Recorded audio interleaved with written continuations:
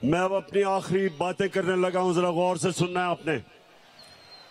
देखें, मेरे 3.5 साल जो हुकूमत में थे, मैं आपको बताऊं मुझे सबसे ज्यादा शर्म कब आई, जब मुझे बाहर जाके दोस्त मुल्कों से पैसे मांगने पड़े, जब कर्जा मांगना पड़ा, मुझे शर्म आई। क्योंकि मैंने आज तक अपने वालिद से भी कभी पैसे नहीं मांगे थे।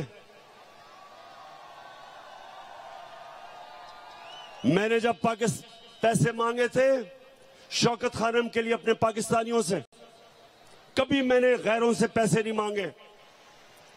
शौकत खानम के लिए, नमल यूनिवर्सिटी के लिए, अभी जो जेलम में मैंने अल कादर यूनिवर्सिटी बनाई है, इनके लिए सिर्फ पाकिस्तानियों से पैसे मांगे थे। लेकिन जब, क्योंकि इन्होंने दिवालिया निकाला हुआ था मुल्क का, सबसे बड़ा हमारा बैरूनी खसारा था, मुझे बाहर जाके पैसे मांगने पड़े, क्योंकि हमारे पास पैसा ही नहीं था अपने कर्जों की किस्तें अदा करने पे। तो मैं आपको यकीन दिलाता हूं कि इससे शर्मनाक बात नहीं है जब एक मुल्क का सरबराह किसी और मुल्क के सामने जाके कर्जे मांगता है, पैसे मांगता है।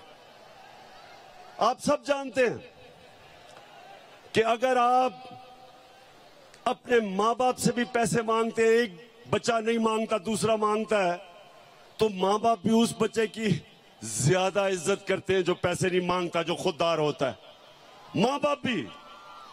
तो सोचें कि गैरों के सामने हाथ फैलाना। तो ये जब चेरी ब्लॉसम ने कहा कि जी हम तो भिखारी हैं और गुलाम हैं, और एक और इनके रंगबाज सियालकोट से कहता कि जी हम तो लाइफ सपोर्ट मशीन पे हैं। मेरा सवाल है, किसने हमें मकरूज किया? 30 साल से ये दो खानदान इस मुल्क पर हुकूमत कर रहे हैं। 30 साल से, 30 साल में ये अरबोपति बन गए, इनके बार प्रॉपर्टीज, फ्लैट्स, जायदादें, ऑफशोर अकाउंट्स, और मुल्क को मकरूज कर दिया। मैं तो सिर्फ 3.5 साल हुकूमत की है। तो सवाल मैं ये पूछता हूं कि जब कहते हो कि बेकारी हैं तो हमें तो गुलामी करनी पड़ती है, हमें बेकारी बनाया किसने? किसने इस मुल्क से पैसा चोरी करके बाहर लेके गए? वो लोग जो हमारे मेहनतकश पाकिस्तानी 14-14, 18-18 घंटे काम करके इस मुल्क में पैसा भेजते हैं, रेमिटेंसेस भेजते हैं, वो मेहनतकश के खून पसीने पे आज हमारा मुल्क चल रहा है। और ये डाकू यहां से मनी लॉन्ड्रिंग, पैसा चोरी करके मुल्क पैसा बाहर भेजते हैं। तो बेकारी बनाया किसने? आपने। और कौन इससे मुल्क को निकालेगा? मैं आपको आज ये कह रहा हूं कि जिस तरह हमें कौम बनते जा रहे हैं, एक कौम के लिए कोई चीज नामुमकिन नहीं होती। जब कौम इकट्ठी हो जाती है वो सब कुछ कर सकती है।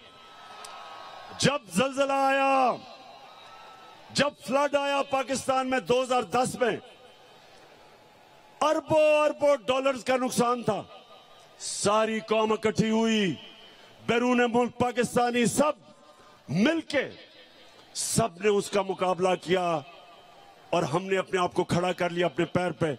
इसी तरह जिस तरह अब हम कौम बन रहे हैं, मुझे कोई शक नहीं कि पाकिस्तानी जिस तरह जब उनको ये पता चल गया कि उनका टैक्स उनके ऊपर खर्च होगा, ये कैबिनेट जा रही है एक मफरूर से मिलने आपके खर्चे के ऊपर। मैंने कभी अपनी कौम का पैसा फजूल खर्च ना अपने ऊपर करने दिया, ना इस तरह खर्च करने दिया। और जब कौम को यकीन हो जाएगा हम कौम बन जाएंगे, हम टैक्स भी इकट्ठे करेंगे, हम अपने कर्जे भी दे देंगे, हमारे पास इतना पैसा होगा कि हम अपने बच्चों की तालीम, स्कूलों पे, यूनिवर्सिटीज पे हम इस मुल्क को खड़ा करेंगे। और वो तब होगा जिस तरह अब हम कौम बन रहे हैं। और मैं इसलिए आज जेलम आया था, अल्लाह का शुक्र अदा करना कि मेरे अल्लाह आपने मेरी कौम को जगा दिया, बेदार कर दिया। शऊर पैदा कर दिया, खुददार बना दिया, कौम की गैरत को जगा दिया। और इंशाअल्लाह 20 के बाद जब मैं आपको कॉल दूंगा, एक हमारी डिमांड होगी, इलेक्शंस करवाओ और इंपोर्टेड हुकूमत नामंजूर।